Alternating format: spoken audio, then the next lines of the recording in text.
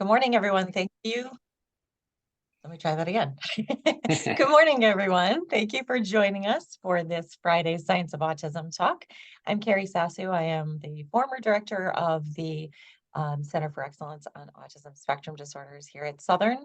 And today I'm covering for our current director, Fred Volkmar, who unfortunately could not join us here today. I am very excited to welcome Eric Benninghoff, a Connecticut native who has been studying what happens to people with developmental disabilities like autism when they become adults in Norway's welfare state. Having spent the last year at the Arctic University of Norway at Tromsø, he conducted interview-based research and created short films throughout Norway and other Nordic countries to better understand and document the challenges and potential of these individuals as they transition from school to the workforce. So with that, I will turn it over to Eric, and thank you all for joining us here today. Thanks so much for that introduction, Carrie, and hello, everyone. Thanks for joining us this morning. I'm really excited to be here. As Carrie mentioned, I grew up in Weston, Connecticut, so not so far away. I actually just got back from my 1-year experience in Norway yesterday, so fighting through the jet lag, but excited to be back and giving this presentation on a bit of what I've learned from this 1-year Fulbright experience out there. So with that, I will get started. My presentation today, as you can see, is on dignity in adulthood, cross-cultural perspectives on the path from school to work. My research in Norway originally started by looking at the transition from school to work for autistic individuals, but I ended up broadening that scope a bit to also look at the transition for those with diagnosis of intellectual disability or learning challenges, and others with neurodevelopmental differences, because I noticed these were groups that were also often marginalized in adulthood and deserve to get the support to help achieve their potential in adulthood. So with that, I'll get started with a bit of a story about me and why I traveled 3,000 miles from home to learn more about this topic this past year. So it all starts with a story about two brothers. This is me and my older brother, Brian, who's 2 years older than me.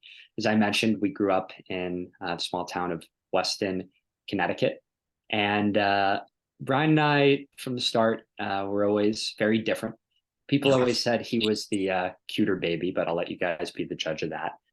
But yeah, Brian was always someone who liked his space a little bit more, while I was a little more social.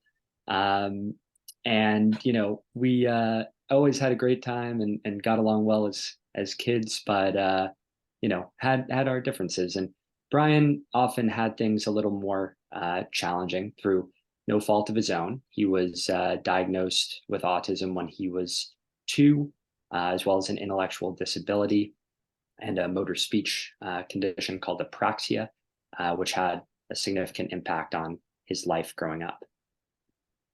Now, as we became adults and got older and grew up, our paths continued to diverge a bit.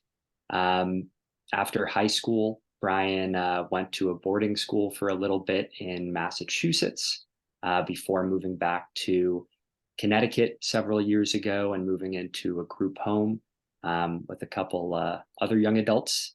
After high school, I went to school myself, went to college, and then ended up working for a couple of years as a video reporter, TV reporter in Chattanooga, Tennessee, before moving on to this project in Norway. I always had kind of a strong interest in storytelling and journalism from when I was young. And while I was reporting in Tennessee, I worked on a variety of types of stories, including this topic of the transition from school to work for individuals with autism and other differences. So as I was getting older, and speaking with my parents and spending time with Brian, I saw some of the significant transitions happening, particularly in his adult life as he was leaving the school system. And this is something I spoke a lot about with my parents, and something I heard a lot about from them, that, all of a sudden, after kind of many years of being in the school system, the systems around Brian were changing. A lot of the kind of therapists and individuals that worked with him as a kid were now forced to phase out as he became an adult. And my parents were helping Brian navigate a very different adult service and support system, something that was a different picture from what he was dealing with when he was a kid and when he was getting most of his services and supports through school. Now, during all of this transition process, Brian and I certainly remained very close and continued to leave an impact on each other. I often say that, Brian is one of the most important and impactful teachers I've had in my life. He's constantly, taught me lessons in perseverance, despite, having the challenges he has to confront with communication and speech, and sometimes controlling his own behavior. He always, approaches life as much as he can with a smile and working hard. And so he's taught me many lessons in perseverance, as well as empathy, and watching his ability to communicate with those around him in primarily nonverbal ways, since he has minimal speech. And he's often a reminder to me about the importance of giving people the benefit of the doubt. My parents and I always say that Brian's capable of a lot more than people typically give him credit for. So, despite seeing these challenges Brian had to confront growing up, I learned and continue to learn a ton from him. So, with this experience in mind, growing up alongside Brian and witnessing this period of transition to adult life he was enduring in his early 20s, I eventually found my way to working on this project in Norway. As I mentioned, at first, after graduating college, I worked for a couple of years in journalism at a local TV station in Tennessee. And while I was there, did some stories about this topic as well as many others. But I found that I wanted to start telling longer form stories, to go into a little more depth. And I thought, this was a topic that was of personal interest. So I looked for an opportunity to apply for a grant, apply for funding to go to another country for a year to learn more about, what this transition looked like in a different system. As I say here, I wanted to learn more about this path to adulthood for neurodiverse people in a more supportive, egalitarian country. Norway and some of these other Scandinavian countries I knew really had a reputation for having a more supportive welfare state. And I wanted to see how that impacted this transition period for this population. So ultimately, I applied for a Fulbright grant and got that funding to be able to go and execute this storytelling project in Norway that I just got back from yesterday. So as I say here, I went with an iPhone camera, an already existing love of storytelling after working in journalism for a couple of years, and one personal connection in the country, who was the man you see on this screen here, Roald Oyen, who was my advisor on the project. He has a daughter with autism, Madeline, you can see there, who is 16, about to turn 17, and working through kind of this transition period as well right now, which made us both share an interest in this, personal interest in this topic.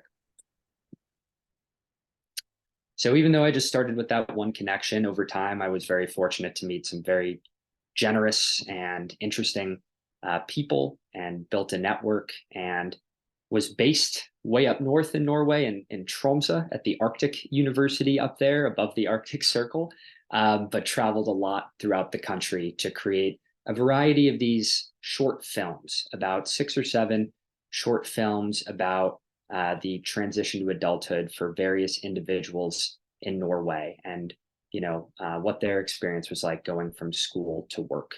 And as I mentioned before, this project kind of broadened from looking specifically at autism to other individuals with neurodevelopmental differences and different diagnoses as well.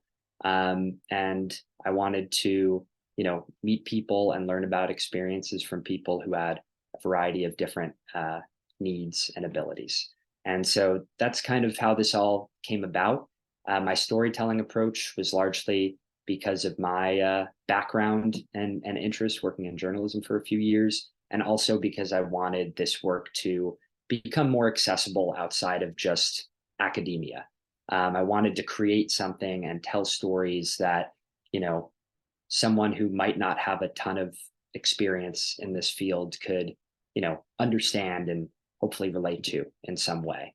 So that was a big motivation for it. And these films focused on, the challenges associated with this transition to adulthood in Norway, but also um, groups and models that were seeing success when it came to making this transition a bit smoother and helping more people with autism and other diagnoses access the workforce. And so it was both aiming to highlight some of these system challenges that, as I'll talk about, have some overlap in Norway and the US, but also some solutions and models to learn from. I met tons of inspiring and unique individuals along this journey, including Lena, who works at a nursing home in southern Norway, Maya, who works at a horse farm and riding school in northern Norway. I also learned from Jacob, who lives in a group home in Oslo, as well as Arlen, who works at a grocery shop in southern Norway, and many others. As I say here, different people with different needs and abilities, but united by a desire to work and participate in their community in adulthood. Now, I've given kind of a brief overview of who I am, my personal connection to this topic, what motivated me to seek out this experience in Norway, why I took this kind of film storytelling approach. But I've been doing a lot of talking, so I thought I'd take a 10-minute break to show you one of these 6 short films I created while I was in Norway. It's just about 9 minutes long. And this is about Oslo native Olav Helland. And so Olav has an autism diagnosis himself and works in Oslo municipality's local government, helping other individuals with various needs access the workforce, specifically individuals with intellectual disabilities. So with that, I'll show you this short film and then we'll get back to the presentation. But hopefully this will give you an idea of kind of the type of work I've been doing. And this film's called Making the Invisible Visible.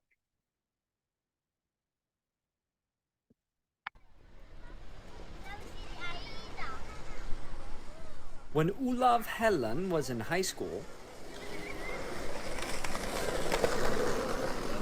his mom bought him a disposable camera for a field trip to Iceland. That was 20 years ago. It's a passion that has just grown slowly and steadily over time. Born and raised in Oslo, Olav is a self-proclaimed city boy. The name of the statue is Mann med bauta. As he wanders the streets of his hometown, camera in hand, Olav has an eye for things that are hidden to many. Taking a photo is one thing, but you also have to think, why are you taking this photo and what are you going to use it for? At his day job in the city of Oslo's welfare department, his photos have a clear purpose: capturing the potential of a group that's often underestimated. Every time that I visit a workplace, I take a portrait photo. Olav is part of the city's program for inclusive recruitment. It's first and foremost about creating work opportunities for people who need it. His team helps create city jobs for a variety of marginalized groups. So this is Tim and this is Katarina. Including people with intellectual disabilities. It's one of those last groups in society that are still being quite openly discriminated against. Ferla Garls is a special education professor at Oslo Metropolitan University. Having a job to go to is about self-realization. It's about who we are and what we do and how we identify. She's researching transitions from school to employment for people with intellectual disabilities. Many of them don't have any work place to go to at all. According to this 2017 report, less than 3% of working-age adults with intellectual disabilities in Norway were employed in an ordinary workplace with support. What if you don't have work? How are you going to fill your days? In Oslo municipality, 1 in 3 people with intellectual disabilities ages 18 to 67 were without any form of daytime activity in 2017, according to the city's website. That was one of the motivators for creating a project called More in Adapted Work, one of the job programs Olav's inclusive employment team spearheads. We can count the people who have gotten jobs through our job programs. More in Adapted Work aims to create supported jobs in Oslo municipality specifically for those with intellectual disabilities and similar assistance needs. It would be easier to talk about this. Olav's colleague, Marta Buas, is the team lead for the program, which started in 2018. My title is Spesialkonsulent. To help create these jobs, the municipality distributes funds to Oslo's 15 districts. Marta's team follows up with them and provides additional support. These fundings are specific to this goal, and they have to report on it as well. And the districts say that that makes it easier for them to use the money direct on this purpose. The past 2 years, the city has given 12 million Norwegian kroner, or about 1.2 million US dollars, to the districts. Since 2018, the More in Adapted Work program has employed over 200 people. It's a meaningful thing for every single one of them. Another piece of the program was creating this 2020 report, which studied how to improve the transitions from school to work for this population. There's no smooth transition process per now. We don't have transition teams. We don't have like a system for transition planning. So it's too coincidental. There's a lot of things that's challenging about becoming an adult.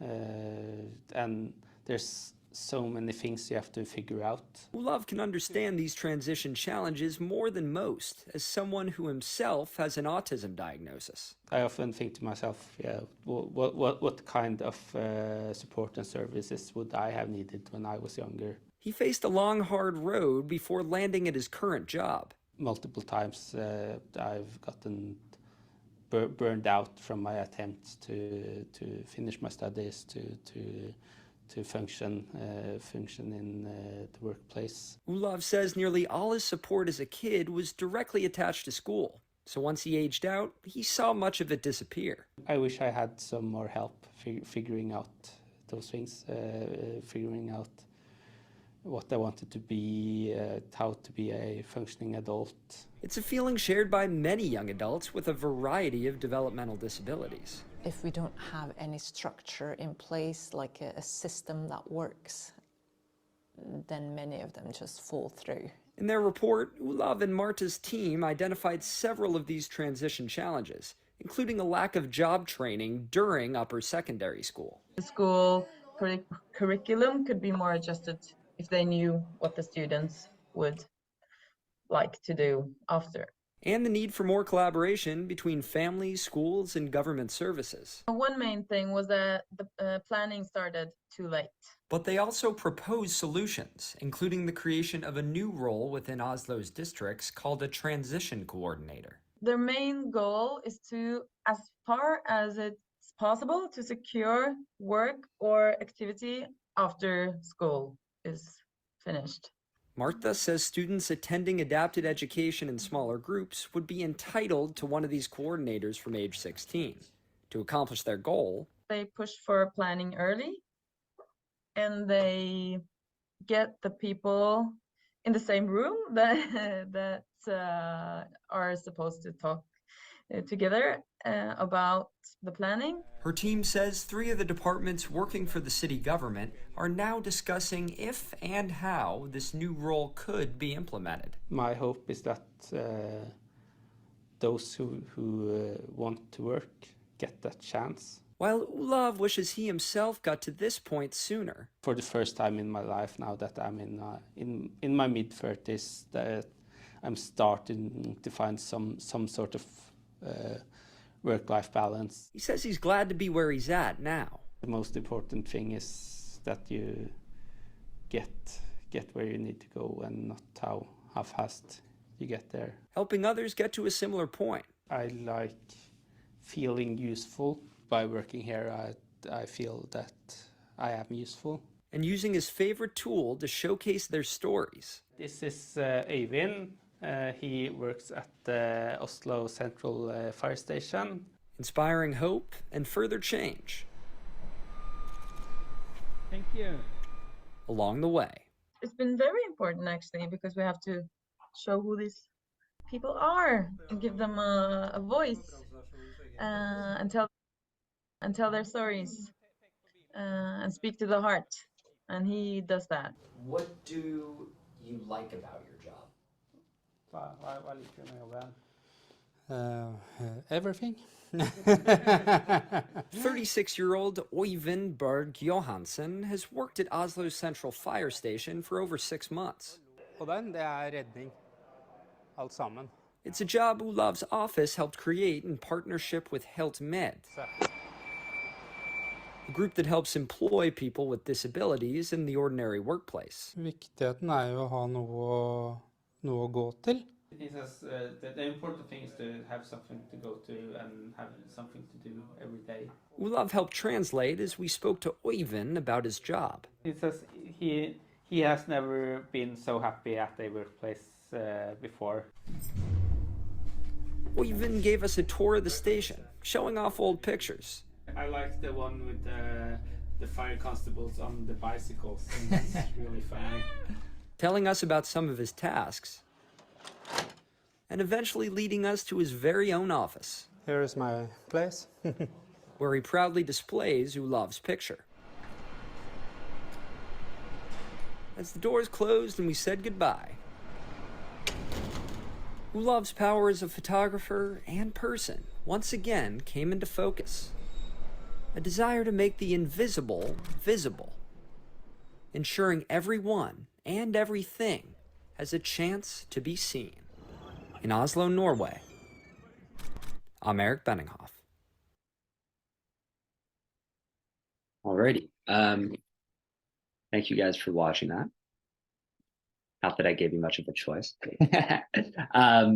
But yeah, hopefully I figured, it's easy to spend a while talking about, the project and what I was doing, but sometimes I think it's just easier to kind of actually see what these films kind of were about. So that was one of about 6 of these videos I made while in Norway. Of course, that one was based in Oslo. Others were in other parts of the country and featured the stories of other individuals as well as other groups aiming to create more inclusive work opportunities for this population. Of course, that video featured the work of Olav's team in Oslo municipal government, but other videos featured a variety of both public and private organizations that I got to know while I was there. So now let's jump back to where we were in the presentation. Alrighty here, challenging transitions. So yeah, now I'm going to go through and give you a little bit more of an overview of some of the things I observed and learned from this storytelling project in Norway, and draw some comparisons and contrasts from kind of the experience I've observed and through my family and others I know in the US.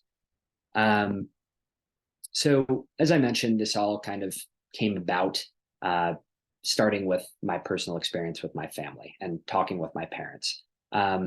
These are a couple brief quotes of things they told me when I asked them what some of the most difficult parts of Brian's transition to adulthood was for them. My mom was saying that the support at school in terms of speech therapists, occupational therapists, special education teachers with training is no longer funded and expensive to continue. At school, she experienced less turnover of staff for Brian. My dad was saying he felt the hardest part of the transition was finding the best possible programs and then continually advocating in every way to make them better in terms of both daytime and residential. as part of this process, we needed to first discover all of the services Brian was entitled to, and then make sure he got them. So that's kind of where my experience started out, my own family. Now, just to give a little background here, I think I've alluded to it, but people often ask me, okay, why are you so focused on this transition period from school to work, this transition to adulthood? And what I say is that, it's something, no matter who you are, I think we all can relate to. Leaving school and going to whatever's next, whether it be college, whether it be work, whether it be some sort of other community activity, is challenging for all of us. It's a big difference after what we were used to as kids. But as I learned from my experience here in the US and in Norway, for those with neurodevelopmental differences, sometimes these transitions can be particularly fragile if they're not properly supported. I thought this quote from a neuropsychologist I met named Malin kind of summed it up.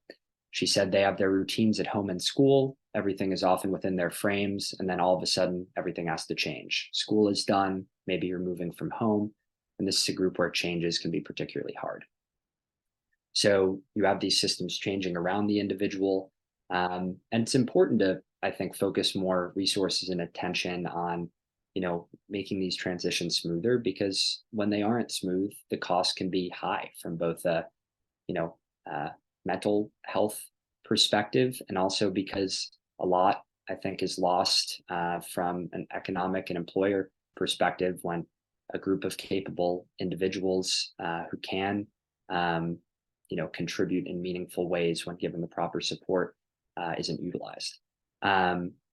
And as I say at the end here, which I've alluded to, of course, I'm speaking from my experiences with Brian and from the people I met in the US and Norway, but I certainly understand and appreciate that, these experiences vary a lot based on the needs of the individual, where they're living in the US, what state they're living in, what town they're living in, the resources there, and also, unfortunately, the resources a family has, both in terms of education, economic, etc.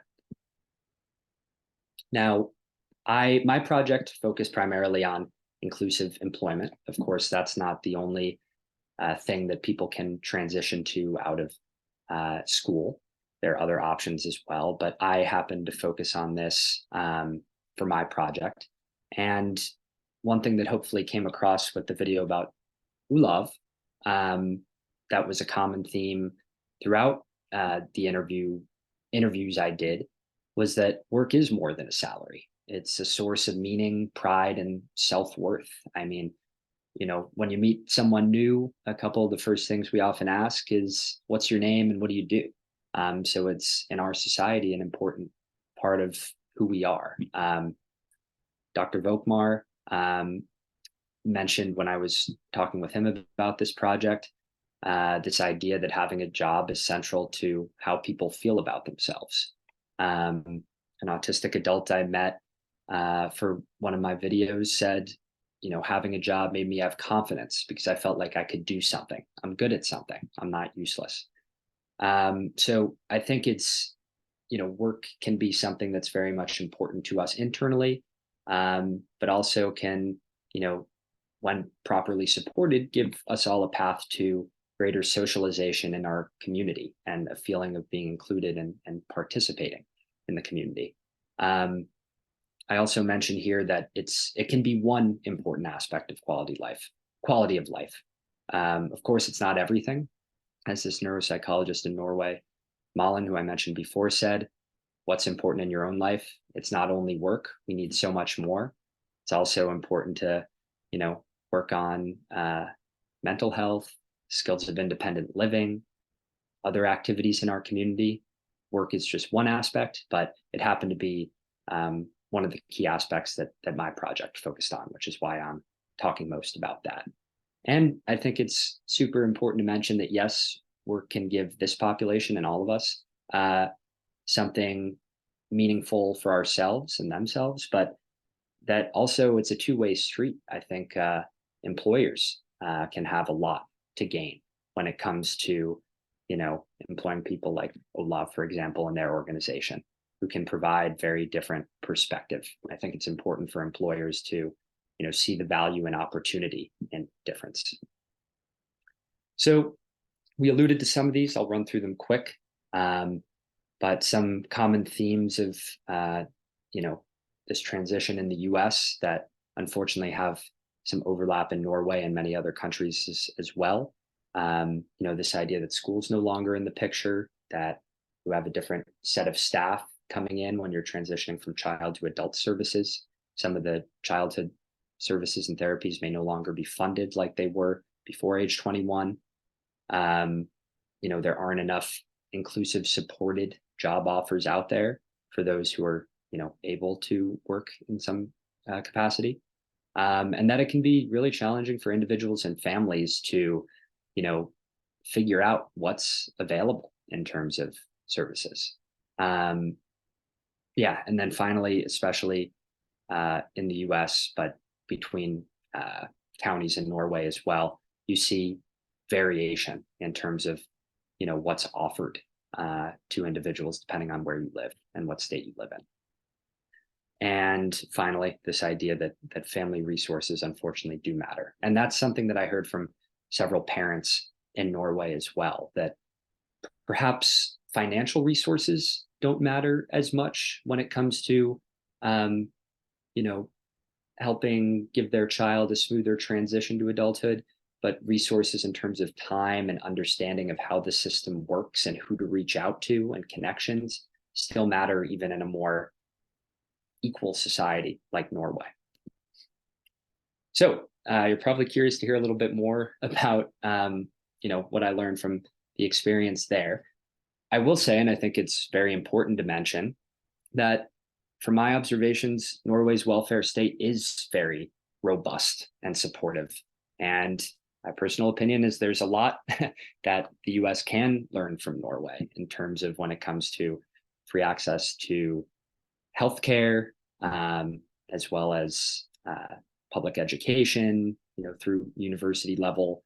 There are many examples I can list, and a lot of these public services do extend to people in the population who have more significant needs, including individuals with autism or intellectual disabilities or other differences. As a father who I spoke to said here, I think it's more ingrained in the political culture in Norway that we take care of people who can't take care of themselves.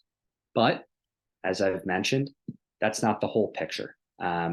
While many individuals in Norway may have some greater financial security than their average US counterpart, not always, but quite often, security and inclusion are different. Unfortunately, many individuals in this population are still highly marginalized in Norway and on the fringes of working life and not able to get the support they need to achieve their potential and, what they want to participate in when they become adults. When I was speaking with Dr. Volkmar about my project this past year, one thing that we kind of talked about that I think maybe is a good phrase to describe it is that in Norway, perhaps you don't fall off the cliff so much as is often talked about in the US, but maybe you move a little bit more to the sidelines.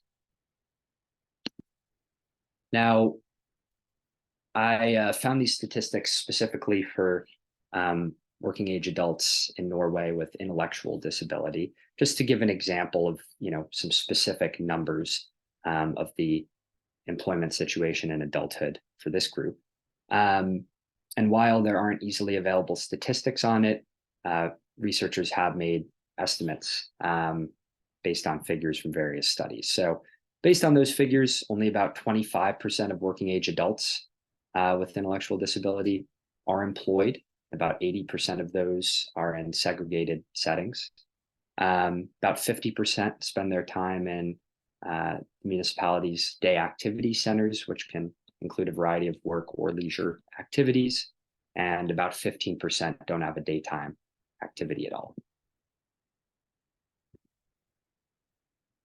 Now, during my time in Norway back in February, I believe, I spoke with the guy in the upper right of your screen. He's a professor in a city called Trondheim, a research professor who works specifically on this topic of transition. And what he described to me was this idea that they're challenged with in Norway of a vicious circle of low expectations. So what does that mean? Well, from his point of view, what he explained to me is that Norway's welfare administration, the government group that, for example, is in charge of providing individuals who need it with a disability pension, typically grants benefits to those with intellectual disabilities from age 18 when they become adults. As the statistics suggest, almost 90% of young adults 18 to 25 with intellectual disabilities receive a pension. And he said that isn't, necessarily a problem in itself. It's important. These individuals are given the support they need. But he said what often becomes a challenge is that after this pension is given, that the welfare administration often drops the case without giving individuals a work capacity assessment or further follow-up. And what he and some other researchers I spoke to said is perhaps that reflects more of a focus on disability rather than capability in some parts of Norway's welfare state. So the challenge that he describes is that, okay, then schools who have these students see that they're often giving a fast track to welfare without further follow-up. And so that lowers their expectations for what their students with intellectual disabilities are capable of achieving in adulthood. And that may discourage schools from preparing these students for mainstream or supported employment. And in this way, as I summarize here, national practices can send a message to schools, which unfortunately reinforces a culture of low expectations. Let's transfer this back here. Okay, so that's hopefully, I could talk about this topic for hours, but we don't have the time. But hopefully that gives you at least a little bit of an overview of, some of the challenges I observed both in the US and Norway when it comes to this transition period. As you can probably tell, certainly some overlap in, challenges, but also some differences based on the government systems and economic models in the US compared to Norway as well. And again, I'm speaking from kind of my perspective with this storytelling project and the interviews I did throughout my time. So I can just speak from those perspectives. But I want to end on, not just focusing on the challenges, but a little more of an uplifting note of pockets of success. Because, my goal with these short films was not just to harp on, okay, these are issues. I think that's super important because you need to recognize the issue in order to improve it, right? But I also wanted to say, hey, here's some stories of individuals who, when they were given the right support, have been thriving in their jobs or in their community activities. And this is what work has meant to them, and this is what they have meant to their workplace. And maybe these are some lessons from individuals and groups that, other individuals and groups can learn from and scale up. So I'll just mention a couple of those, and then we'll leave at least 10 minutes for questions at the end.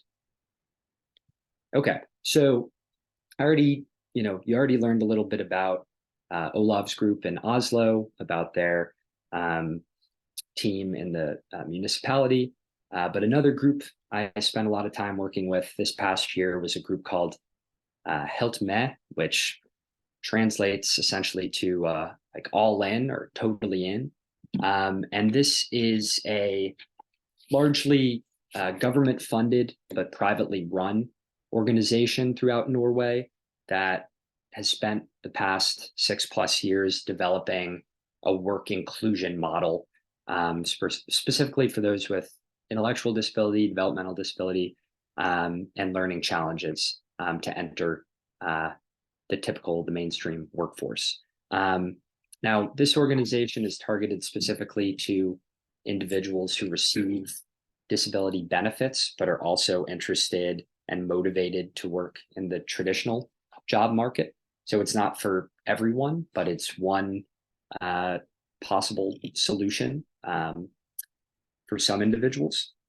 And over the past 5 to 6 years, they've helped employ about 250 people with intellectual disabilities and similar assistance needs in Norway.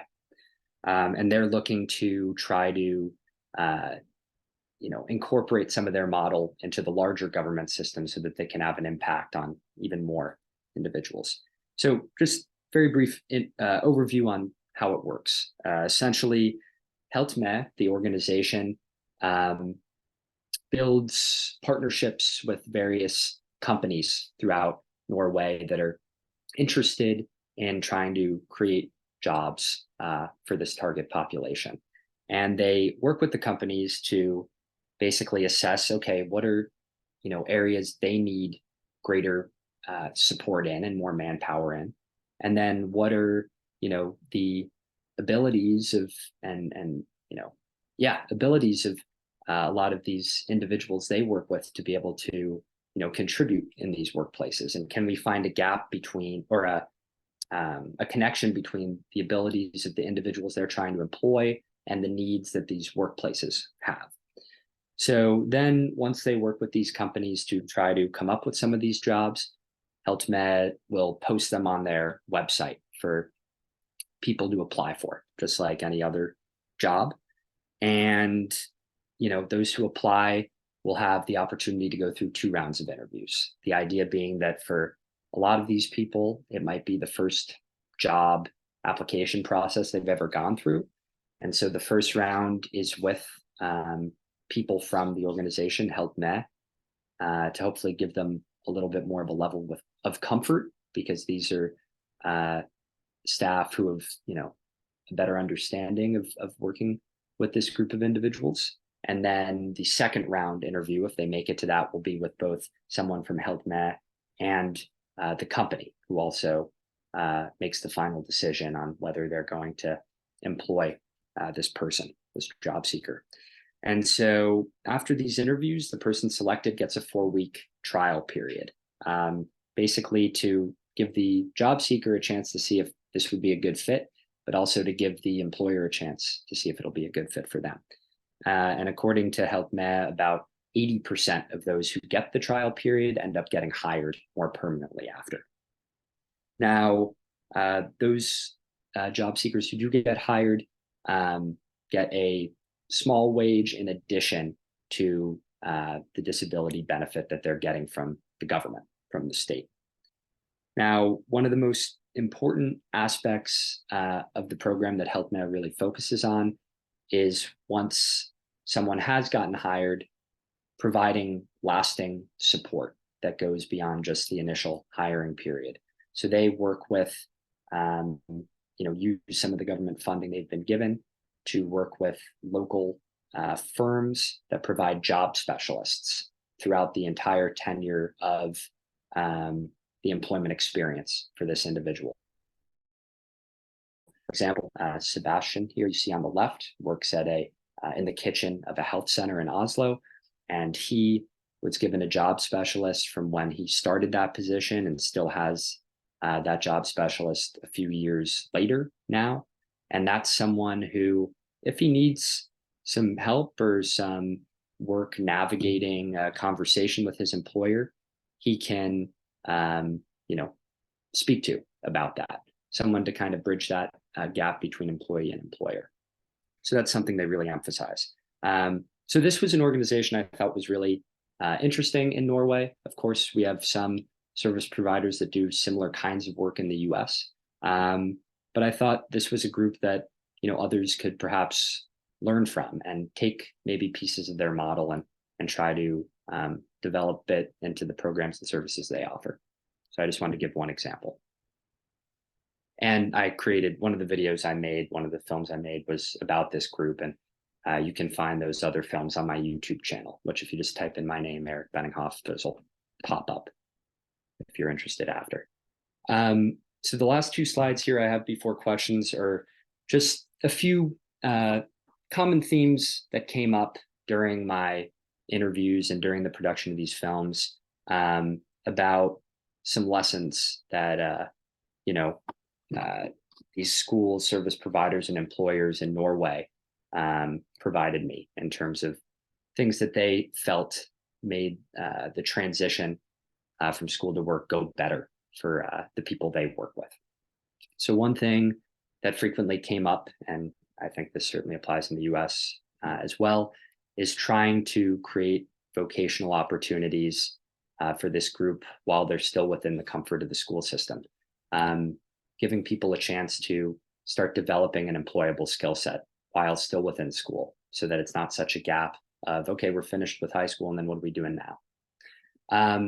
And keeping in mind that when we talk about autistic individuals or people with an intellectual disability or learning challenges, we're talking about a very diverse group of people with different needs and abilities. And so it's important to, let the options reflect the variety of needs and abilities, and offer various different employment and community activities and options.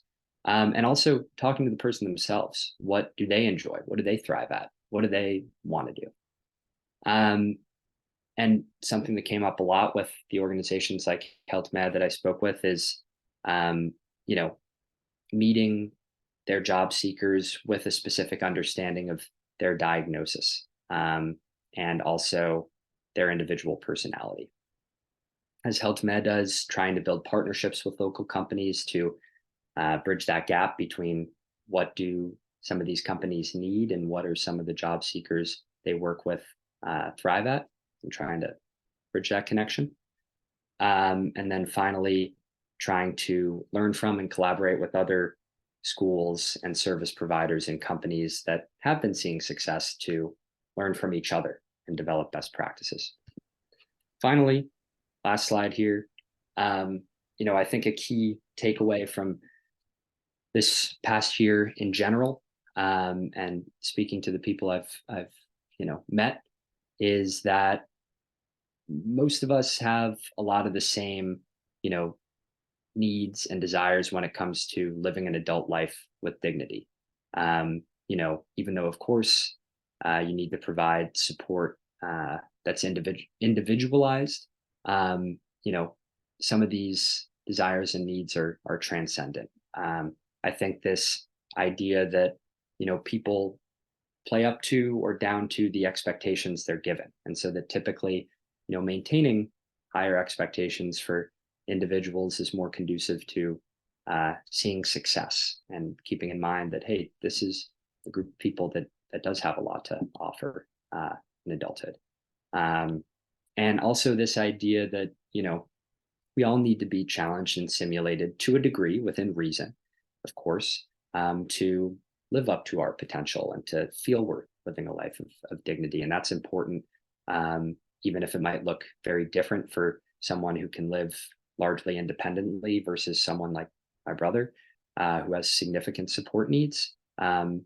He deserves to be challenged and stimulated just like anyone else, even if it might look different for him. And finally, we all, I think, share this desire to seek activities that give us purpose and make us feel included in our communities. So, I know these are kind of very big picture final ideas to end on, but I think they're important to keep in mind as we talk about and think about, how can we work together to try to create more opportunities and support to allow individuals, to have a smoother transition to adulthood and live a life of greater dignity, whether it be, participating in the workforce or other community activity. So I'll finish there. That gives us 10 minutes to answer some questions. I know we won't probably get to everything, so that's why I included my email here as well, in case anyone wants to reach out after. So hope you enjoy it. Thanks very much. Thank you, Eric. We have one multi-step question in the chat. Your research is very interesting. How would you see your research eventually benefiting young adults with autism/ID in the US, specifically in Connecticut? Is there such a plan to go beyond research phase? We need local companies to help develop needed jobs. After the pandemic, some companies stopped offering job training opportunities to special needs students. How would you encourage such local companies to continue to offer job training, job opportunities to this special population? Yeah, really great question. Not an easy one to answer, of course, but I'll do what I can in the time. So yeah, I certainly recognize that it needs to be a team effort, right? I think um, at least thus far with my project, I've been focused kind of more on the storytelling aspect of trying to highlight, the challenges in the system, but also some groups that are seeing success and what we can learn from them. And I certainly recognize that telling stories about this topic doesn't solve all the issues, but it's at least the part that I've approached so far. But, I think the storytellers need to work with the policymakers, need to work with the service providers to actually start seeing more tangible change, so that we're not just talking about it and seeing improvement. One thing that I'm open to do some work on in the coming weeks now that I'm back is to kind of uh, create a short curriculum document with some of these short films I've made, as well as an article I wrote about some of the key takeaways, at least I learned from organizations I worked with that I think could be transcendent in both Norway and the US, and to create a short kind of curriculum document to share with various programs in Connecticut and beyond that perhaps work with people who are training to be special education teachers or others working in this field, to hopefully inspire them and get them thinking about this topic of transition more. So that's something I would like to work more on. I'll end there because I want to leave time for some other questions, but obviously there's a lot more that needs to be done as well, and a lot more partnerships that need to be created. Eric, we have a hand raised. Dean Hagedis, if you want to unmute yourself. Yeah. Oh, thank you. Sorry, I forgot about the rules, but Eric, great talk. Thank you so much. Really enjoyed it. Really appreciate your time, and it, for me, reinforces the power of personal stories, personal storytelling, and personal narratives as well, as a critical element in all of this work. There was a couple of comments I had as you were going through your presentation. One, I thought, wow, we're doing so much more here in the States. And then as it progressed, I thought, no, we've still got a lot of work to do. We have a transition academy here in our college, and I think I saw Valerie, our director, here as well. And I think this gives us a lot to think about in that continuing work, which we're really proud of. One thing I wanted to ask is in Olaf's story, he said towards the end that he struggled too, and he's in his mid-30s now, and I was wondering, he didn't quite fall off the cliff, but he said he could have needed a lot more. Is there anything in his personal story that kept him going, or was it not as smooth? We skipped right to the end, really. But I think there's, again, in those personal stories, lessons to be learned. So I wondered if there was anything more in how he continued to transition to find his true calling and identity in the work that he does today.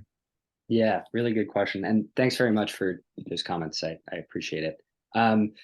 Yeah, so with Love Story, I think a big takeaway from what was challenging for him was this idea that he did have a lot of support attached to school, and then once he left the school system, he felt it was hard for him to figure out how to get back into the social support system and find someone who had competence on working with autistic individuals, on talking with him about navigating some of the challenges he was facing with anxiety and burnout, and where he could, look for job opportunities. So I think that was something that was challenging for him, was, okay, where, can he re-enter the system after school? I think burnout was a big challenge for him, because he felt there were a lot of jobs he was capable of doing, but maybe some that weren't flexible or understanding enough to allow him to do what he could thrive at, but maybe in a way that was not going to stress him out and burn him out too much. So I think something that made this opportunity work for him was that he felt now that he's part of a team and has colleagues that really have taken the time to understand him and work with him as an individual and see where he can thrive, and figure out that, hey, this guy has a really impressive talent in photography. Let's take advantage of that and work too, and have him help tell the stories of success of our programs, so that politicians will continue funding this, so they can see where the money's going. And also now he gets a partial benefit from the welfare administration, and then works I think about 60% part-time. So that's enabled him to really contribute in work, but also not burn out too quickly. So that's another piece of his story that I don't think I got to in the video. Thank you. Thank you. We have another hand raised. Valerie, if you want to go ahead and unmute yourself. Thank you. Thank you, Dean Hegedus. I'm Valerie Coppola. I'm the director of the Hamden Transition Academy, which is located on the campus of Southern Connecticut State University. We are a program for students, neurodiverse students from Hamden Public Schools, ages 18 to 22. We've been located on campus for 20 years, and thanks to our work with Dean Hegedus and many of our other collaborations on campus, our students are able to access neurotypical adults and same-age peers throughout their school day. But also, Eric, I hear you when the issues are with finding job sites for our students. Since the pandemic, many of the job sites we had we're not able to go back anymore for whatever reason. So giving our students a variety of vocational opportunities has been particularly challenging, although our vocational coordinator, who we have, Linda Davis, has been amazing in finding opportunities. Another really, really important piece that I can't stress enough is that connection with parents, starting in high school and even sooner if necessary. But when they come to us, our students, we're their last stop before they enter adult life and work. And having that connection, having parents understand what opportunities are available for their students when they leave us is critical. And many of our parents, unfortunately, don't engage until it's maybe 6 months before a student is transitioning. So that parent connection is, again, totally critical. Yeah, really.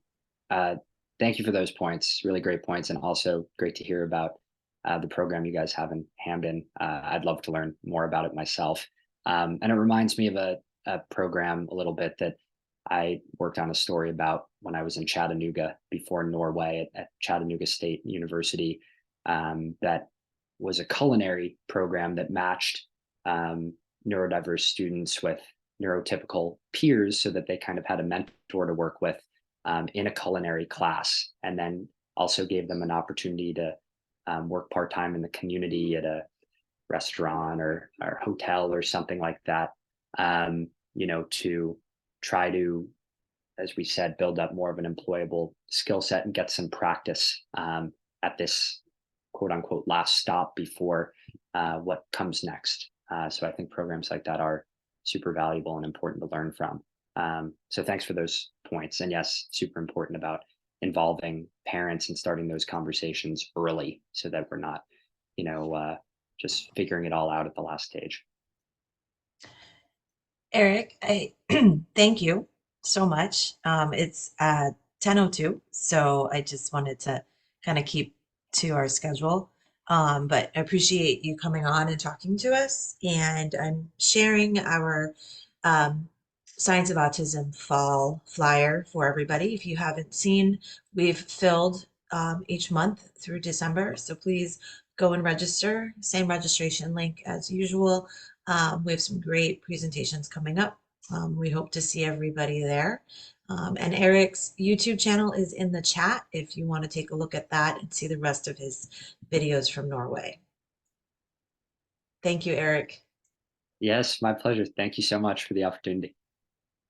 It was excellent, Eric. Thank you so much. It was, I really applaud your humility and your openness to learning from others and sharing your learning with us. And I'll just echo what the dean said with respect to the power of storytelling and personalizing the experiences of neurodiverse individuals. That really is what I think will propel efforts in terms of creating greater bridges within our communities. So thank you for the work that you've done and for being with us today. And thank you everyone for joining us here. Hope to see everyone on the 27th of October.